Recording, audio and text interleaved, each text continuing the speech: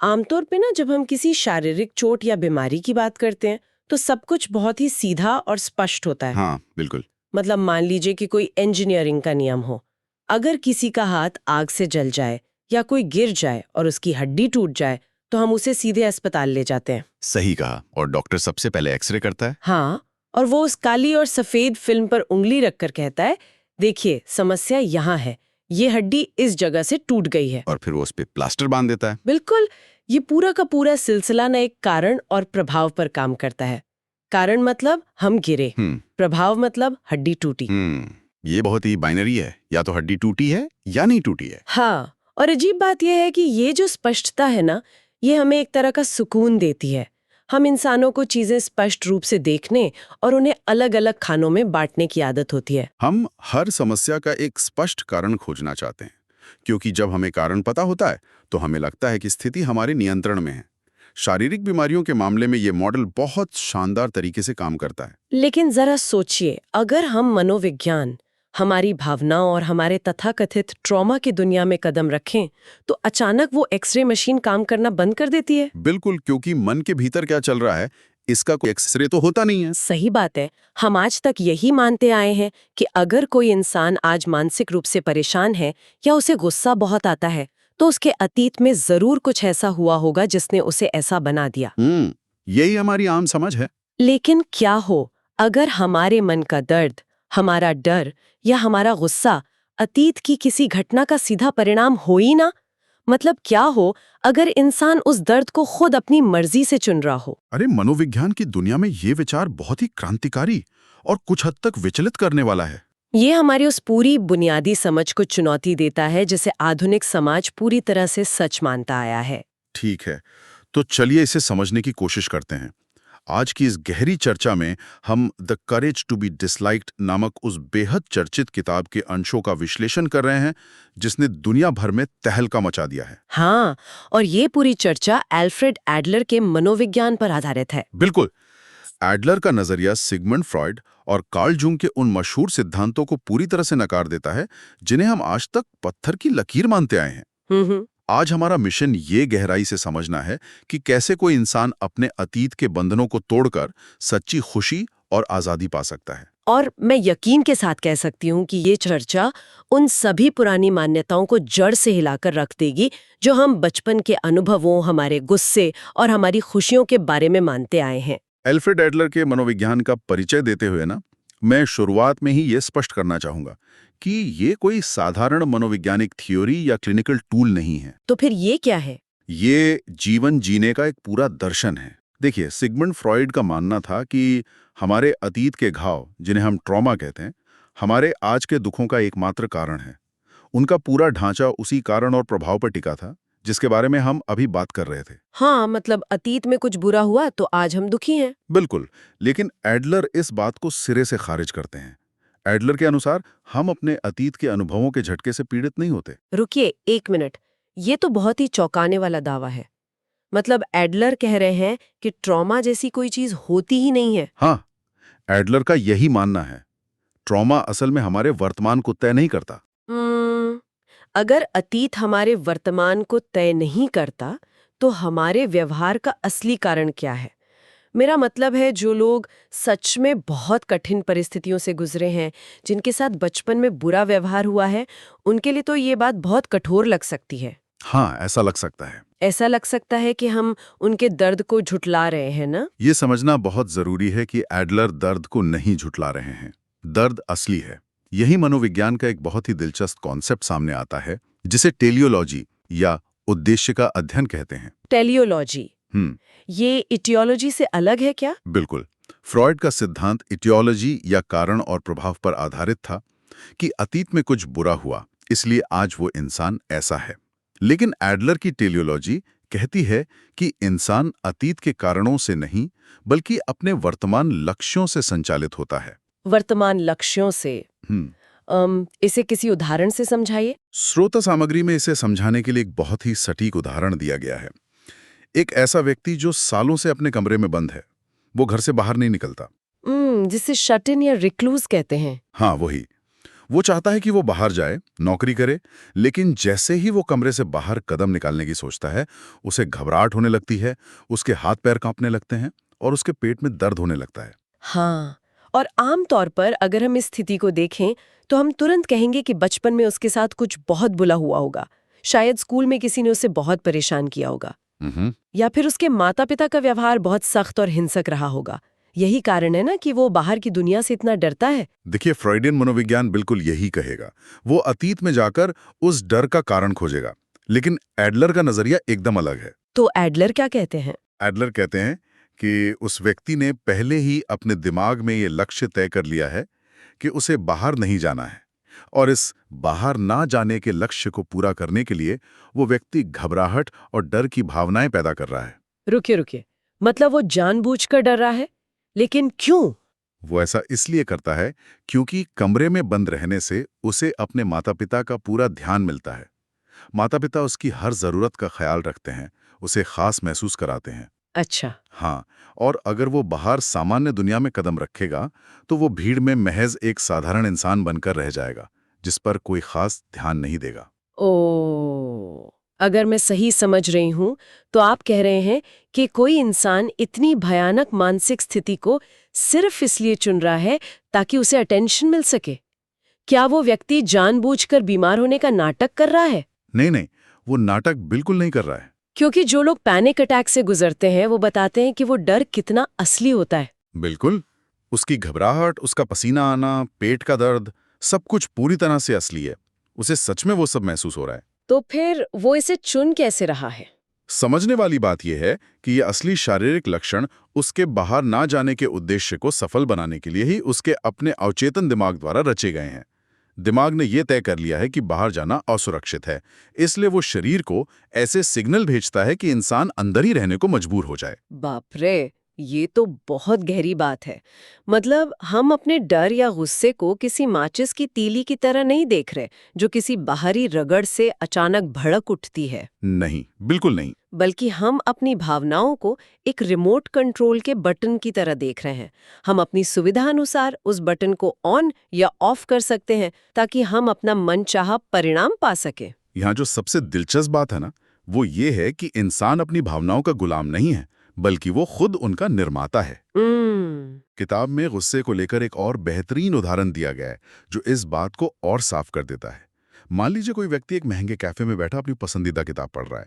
तभी एक वेटर वहां से गुजरता है और गलती से उस व्यक्ति की नई और महंगी जैकेट पर कॉफी गिरा देता है। अरे, ये तो बहुत बुरा होगा। हाँ, और वो व्यक्ति अचानक आग बबूला हो जाता है और पूरे कैफे के सामने उस वेटर पर जोर जोर से चिल्लाने लगता है। और अगर बाद में कोई उस व्यक्ति से पूछेगा कि उसने ऐसा क्यों किया, तो वो पक्का यही कहेगा कि मैं तो बहुत शांत इंसान हूँ, लेकिन उस वेटर ने मेरी नई जैकेट खराब कर दी। बिल्कुल। वो कहेगा कि कॉफी गिरते ही मुझे इतना भयंकर गुस्सा आ गया कि मैं खुद पर काबू ही नहीं रख पाया, मुझे गुस्सा आ गया। हाँ, हम सब ऐसा ही कहते हैं।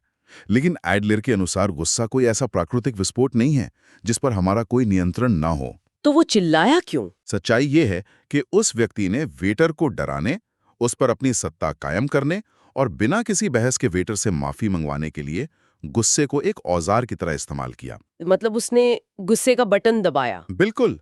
जरा सोचिए, वो चाहता तो सामान्य आवाज में भी कह सकता था कि तुमने मेरी जैकेट खराब कर दी है, अपने मैनेजर को बुलाओ।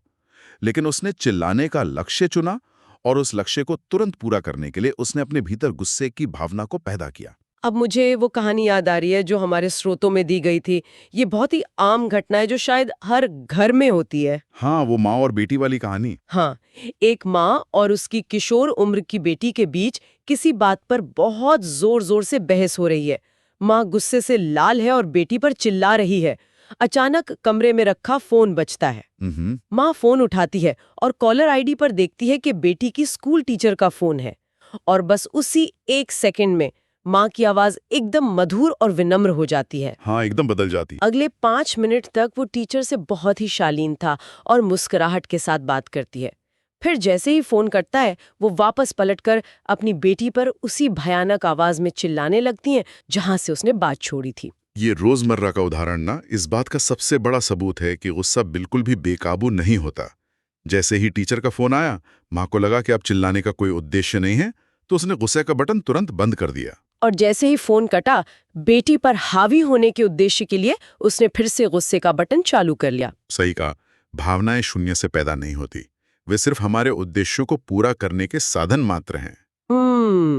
लेकिन अगर हम अपनी भावनाओं को सिर्फ एक रिमोट कंट्रोल की तरह इस्तेमाल कर रहे हैं, तो एक सवाल उठता है, हम बार बार दुख, डर या असुरक्षा का बटन ही क्यों दबाते हैं? ये एक बहुत ही लाजिमी सवाल है। मतलब इंसान जानबूझकर दुखी क्यों होना चाहेगा? अगर सब कुछ हमारे हाथ में है, तो हम हमेशा खुशी का बटन ही क्यों नहीं दबाए रखते? ये बहुत ही शानदार सवाल है और ये हमें चर्चा के दूसरे सबसे अहम पड़ाव पर ले जाता है। एडलर का कहना है कि दुनिया में हमारी हर समस्या की जड़ असल में हमारे आपसी रिश्ते हैं। आपसी रिश्ते। हाँ, अगर इस पूरी दुनिया में सिर्फ एक ही इंसान होता, मान लीजिए कोई पूरा ब्रह्मांड खाली हो और सिर्फ एक व्यक्ति जिंदा हो, तो उसकी सारी चिंताएं, उसके सारे दुख और यहाँ तक कि उसका अकेलापन भी गायब हो जाता। ये दावा तो मुझे थोड़ा अजीब लग रहा है। मतलब अगर कोई इंसान पूरी दुनिया में बिल्कुल अकेला रह जाएगा, तो वो तो अकेलापन महसूस करेगा ही ना, वो उदास क्यों नहीं होगा? असल में अकेलापन महसूस करने के लिए भी हमें किसी दूसरे इंसान की जरूरत होती है। अच्छा, वो कैसे? हम अकेले इसलिए महसूस करते हैं क्योंकि हमारे आसपास ऐसे लोग मौजूद हैं जिनसे हम जुड़ नहीं पा रहे हैं। अगर दूसरों का वजूद ही खत्म हो जाए तो अकेलेपन की धारणा ही मिट जाएगी।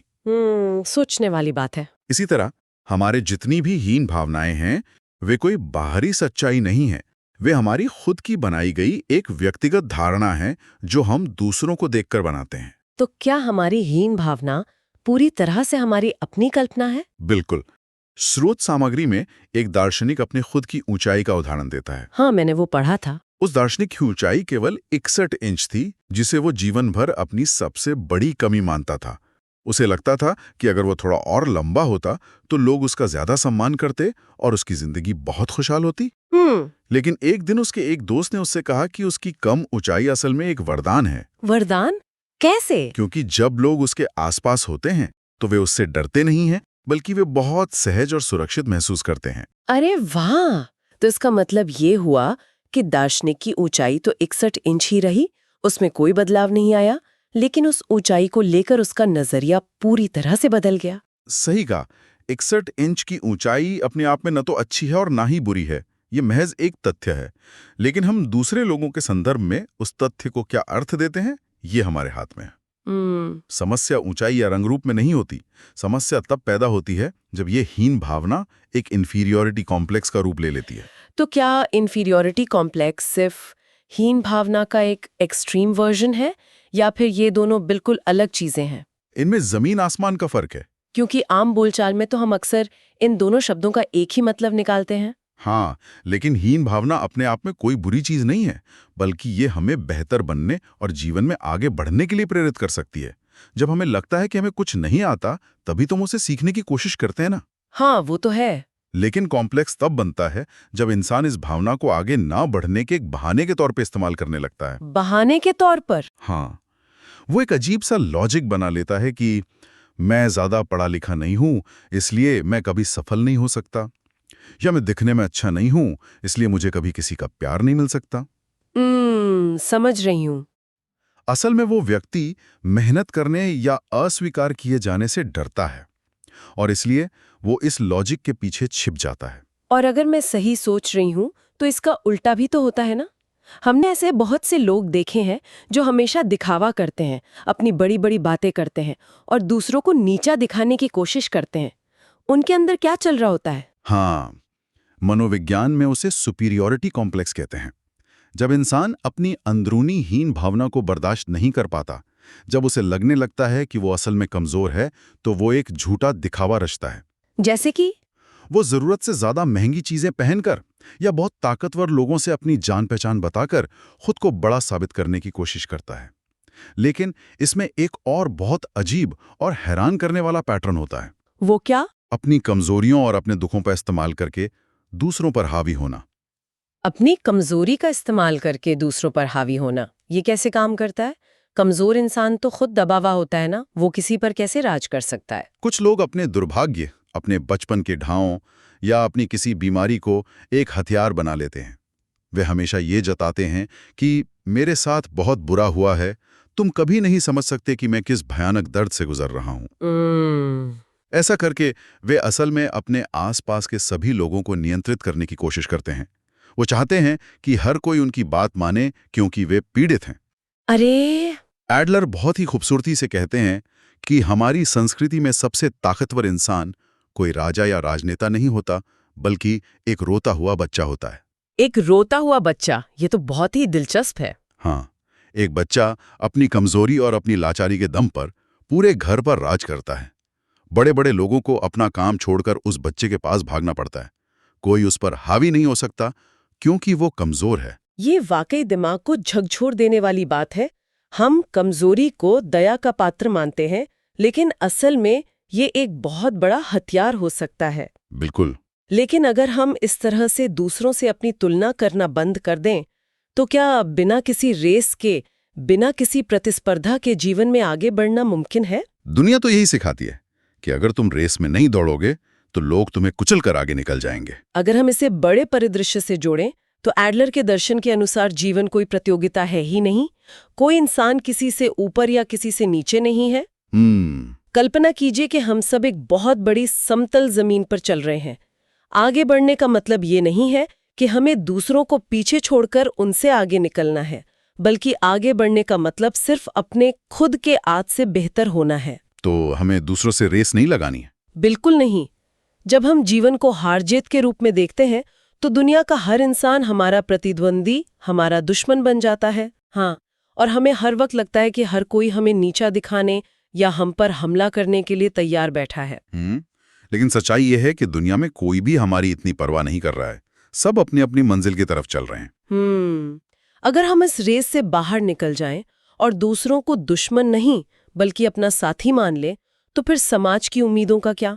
हम उन लोगों को निराश कैसे कर सकते हैं जो हमसे प्यार करते हैं? आप परिवार और दोस्तों की बात कर रही हैं। हाँ, परिवार, दोस्त, रिश्तेदार, सबकी हमसे कुछ न कुछ उम्मीदें होती हैं।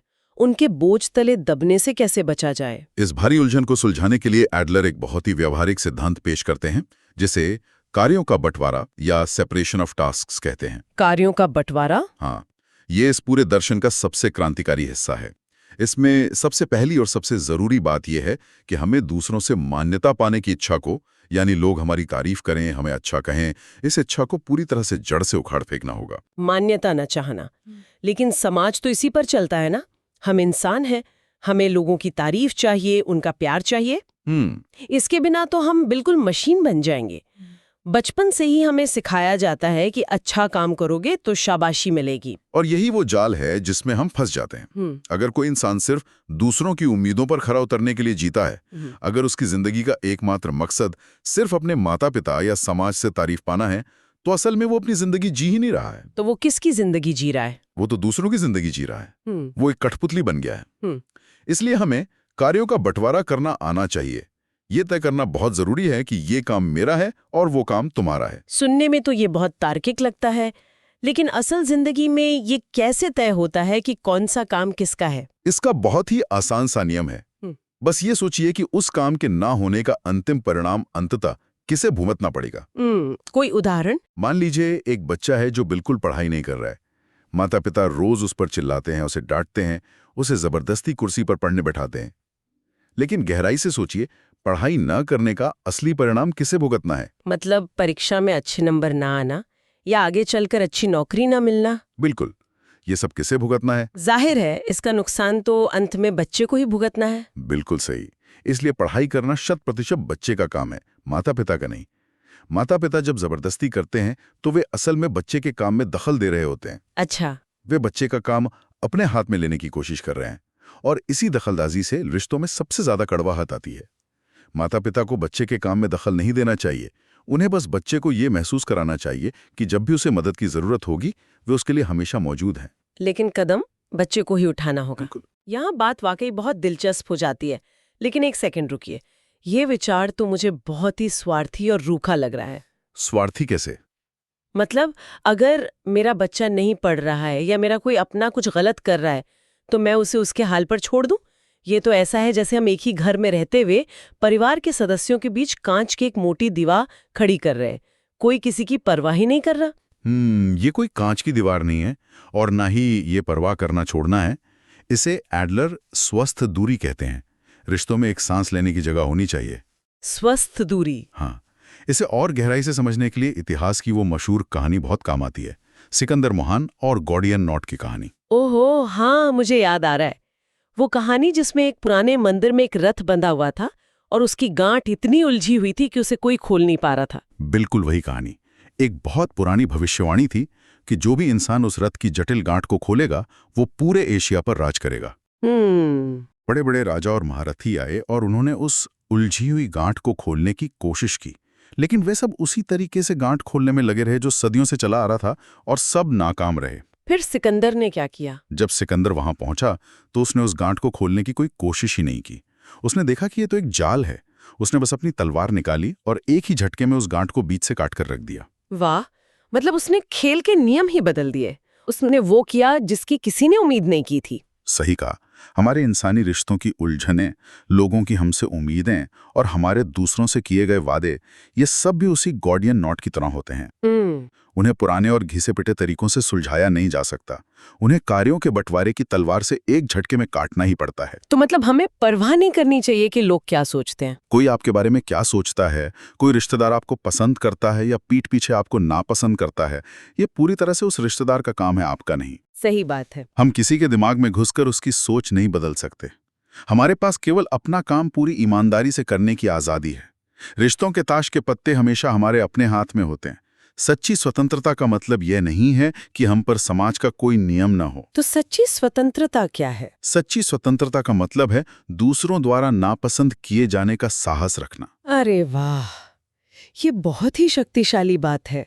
स्वतंत्रता का मतलब है नापसंद किए जाने का साहस रखना। तो इस सब का आखिर क्या मतलब निकलता है? अगर हम ये स्वस्थ दूरी बना लें और लोगों को हमें नापसंद करने की पूरी आज़ादी दे दें, इस बात की परवाह ही ना करें कि कोई क्या सोचेगा, तो क्या हम दुनिया में पूरी तरह से अकेले और समाज से कटे हुए नहीं हो जाएंगे? बिल्कुल नहीं। एडलर कहते हैं कि कार्यों का बंटवारा रिश्तों का अंत नहीं है, बल्कि ये तो अच्छे रिश्तों का प्रवेश द्वार है। प्रवेश द्वार? वो कैसे? जब हम दूसरों के काम में दखल देना बंद करते हैं, तभी हम असल मंजिल तक पहुंचते हैं, जिसे वे समुदाय की भावना कहते हैं। और यह तभी संभव है जब हम क्षैतिज रिश्ते बनाएं। क्षैतिज रिश्ते यानी हॉरिजॉन्टल रिलेशनशिप्स, इसका क्या मतलब है? हम में से ज्यादातर लोग लंबवत रिश्तों में जीते हैं, यानी वर्टिकल रिलेशनशिप्स, जहां एक ऊपर होता है और दूसरा नीचे। किसी की तारीफ करना या किसी को डांटना दोनों ही लंबवत रिश्तों का हिस्सा है। तारीफ करना भी? जरा ध्यान से सोचिए। जब आप किसी की तारीफ करते हैं, जैसे आप कहते हैं तुमने बहुत अच्छा काम किया, तो अनजाने में ही सही आप खुद को एक ऊंचे पायदान पर रख रहे होते हैं और सामने वाले को परख रहे होते हैं। अच्छा, इस तरह से तो मैंने कभी सोचा ही नहीं था। ये एक तरह का नियंत्रण है, बिल्कुल वैसे ही जैसे सर्कस में जानवरों की ट्रेनिंग की जाती है। अच्छा काम करने पर इनाम और तारीफ, बुरा काम करने पर सजा। लेकिन अगर मेरा कोई दोस्त कोई बहुत अच्छा काम करता है तो मैं उसकी तारीफ क्यों नहीं कर सकती? इसमें बुराई क्या है? गुड जॉब कहना मैनिपुलेशन कैसे हो गया? क्योंकि तारीफ हमेशा एक जजमेंट होती है जो कोई सक्षम व्यक्ति किसी कम सक्षम व्यक्ति को देता है। तारीफ की जगह हमें प्रोत्साहन और धन्यवाद का इस्तेमाल करना चाहिए। अच्छा। जब कोई दोस्त आपकी मदद करता है तो आप उसे ये नहीं कहते कि वाह तुमने बहुत अच्छा काम किया, जैसे आप उसके बॉस हों। हाँ, हम कहते हैं थैंक यू। बिल्कुल, आप उसे धन्यवाद कहते हैं। आप उसे बताते हैं कि उसकी मदद से आपके जीवन में कितनी आसानी हुई और आपको कितनी खुशी मिली। यह एक क्षैतिज रिश्ता है जहां दोनों इंसान एक समान स्तर पर खड़े हैं, कोई किसी से बड़ा या छोटा नहीं है। तो हम किसी की कीमत इस बात से नहीं लगाते कि वो हमारे लिए क्या कर सकता है, बल्कि सिर्फ इस बात से लगाते हैं कि वो हमारे जीवन में मौजूद है। यह एक अहम सवाल पैदा करता है और इसका जवाब हमें ये समझने में मदद करता है कि हमारी असली अहमियत इस बात से नहीं है कि हम क्या कर सकते हैं।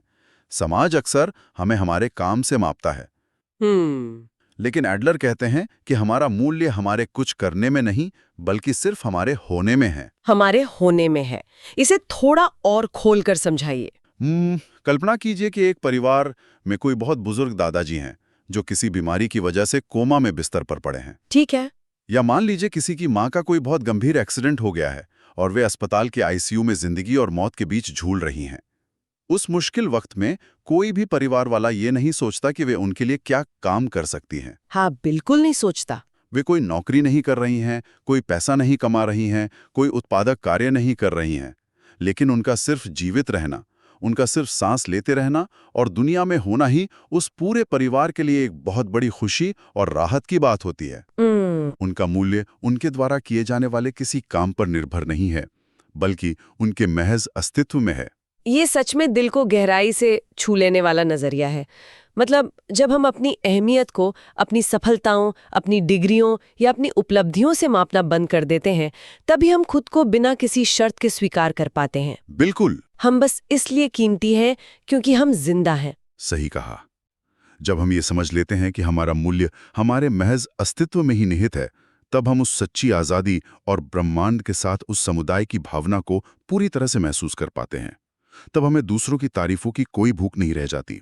तो अगर हम आज की इस पूरी गहरी चर्चा के धागों को एक साथ समेटें, तो हमने देखा कि कैसे ट्रॉमा सिर्फ एक भ्रम हो सकता है, जिसे इंसान अपने वर्तमान लक्ष्यों से बचने और जिम्मेदारी से भागने के लिए एक ढाल बनाता है। हाँ, हमने ये भी समझा कि हमारे भीतर के सभी दुख और अकेलापन असल में दूसरों के साथ हमारे उलझे हुए रिश्तों से पैदा होते हैं।